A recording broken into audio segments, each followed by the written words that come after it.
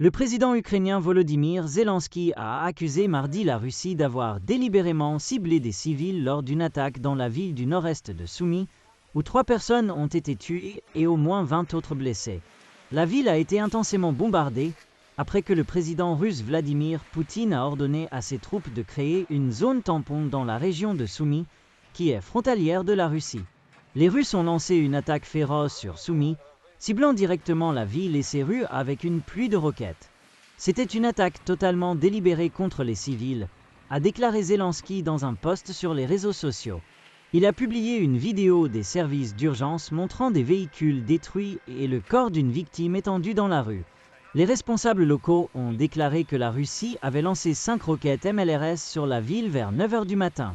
Zelensky a déclaré que l'attaque, qui survient un jour après que l'Ukraine et la Russie ont mené des pourparlers de paix à Istanbul, montre tout ce qu'il faut savoir sur la soi-disant volonté de la Russie de mettre fin à cette guerre. Il a appelé à des actions décisives des États-Unis et de l'Europe pour pousser la Russie vers un cessez-le-feu. Chaque jour, la Russie donne de nouvelles raisons pour des sanctions plus sévères et un soutien plus fort à notre défense, a-t-il ajouté. Soumy se trouve à environ 30 km de la frontière russe et était un centre logistique vital pour l'offensive ukrainienne de plusieurs mois dans la région de Koursk, en Russie. Les attaques contre la ville se sont intensifiées depuis qu'en avril, la Russie a déclaré avoir repris complètement le contrôle de la région de Koursk. Plus de 30 personnes ont été tuées lors d'une attaque à la roquette balistique russe en avril, l'une des attaques les plus meurtrières de cette guerre de 3 ans.